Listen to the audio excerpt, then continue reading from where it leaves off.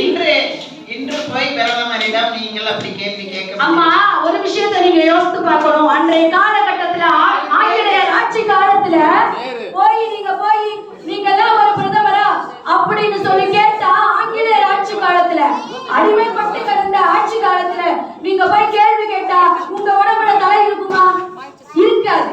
ஆனால் இன்றைய சுதந்திரத்துல ஒரு பிரதமரா இருந்தாலும் சரி, ஒரு முதல்வராக இருந்தாலும் சரி, கேள்வி கேட்கக்கூடிய உரிமை சுதந்திரம் இருக்கிறதா இல்லையா? அதுவே மிகப்பெரிய விஷயம் தானேமா.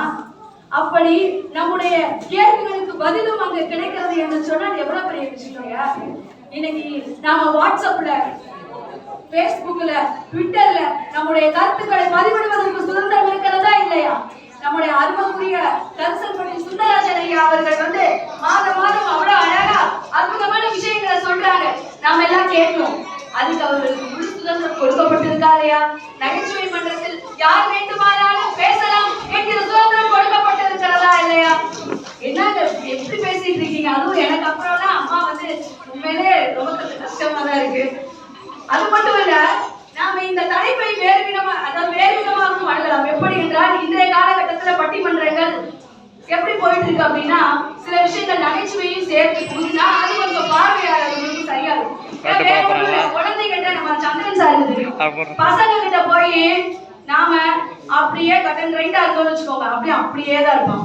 அவன்கிட்ட சார் மாதிரி கொஞ்சம் அப்படியே பேச ஆரம்பிச்சோம்னா அவன்கிட்ட இருந்து நிறைய விஷயங்களை நம்ம கத்துக்கலாம். குழந்தைகளுக்கு சுதந்திரம் தரப்பட்டு இருக்கிறதா இல்லையா? ஆசிரியர்களை எதிர்த்து பேச மாட்டார்கள். எதிர்த்து என்றால் என்ன? ஒரு கேள்வி ஒரு பதில் சொல்வதற்கு கூட அந்த இடத்துல கடந்த காலகட்டத்துல அவர்களுக்கு வாய்ப்பு இல்லாம போகுது. ஆசிரியர்களுக்கு தாங்க சுதந்திரம் இல்லாம போயிடுச்சு. ஆசிரியர்கள் எல்லாம் சுதந்திரமா இருக்காங்க. ஆசிரியர்கள் சுதந்திரம். ஆமா, அதற்காக நாம் பாடங்கள் எடுக்காமல் இல்லை, பள்ளிக்கு செல்லாமல் இல்லை, நமக்கு சுதந்திரம் இல்லை என்பதற்காக நாம் வேலை செய்யாமல் இருக்கிறோமா? இல்லையே. அப்படியானால் அந்த மாணவன், ஒரு பொண்ணு இப்படிதாங்க, வேற ஒண்ணுமே இல்ல. அந்த பொண்ணு என்ன பண்ணுச்சு அப்படின்னா, பரீட்சையில ஒரு கேள்வி கேட்டிருக்காங்க. அந்த கேள்விக்கு பதில் அளிச்சுட்டு போய் நேரா சாமிகிட்ட போச்சான். சாமிகிட்ட போய், கடவுளே எப்படியாவது எனக்கு நியூயார்க் தலைநகரத்தை இந்தியாவோட தலைநகரமா மாத்திரு அப்படின்னுச்சான். ஏன்னு கேட்டா, ஏன்னா அந்த அந்த அந்த பொண்ணு பரீட்சையில அதுதான் எழுதி இருந்திருக்கு, இந்தியாவோட தலைநகரம்.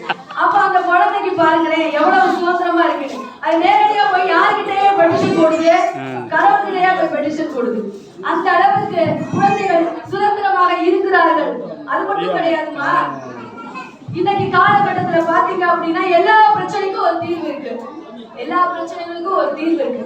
எப்பவுமே ஒரே மாதிரியா சிந்திச்சுட்டே இருக்கிறது, அதாவது வாரத்துல திங்கள் முதல் வெள்ளி வரைக்கும் நாம என்ன பண்றோம்? எல்லாம் வேலை பார்க்கிறோம். அந்த சனி ஞாயிறு அப்படின்னு வந்துட்டாதான் நமக்கு என்னது? அந்த சுதந்திரமே கிடைக்கும் இல்லையா? அப்ப சுதந்திரம் என்பது நம் கையில் தான் இருக்கிறது. ஆகவே நம்முடைய கண்ணோட்டம் என்று கூறி super super super super super super super super.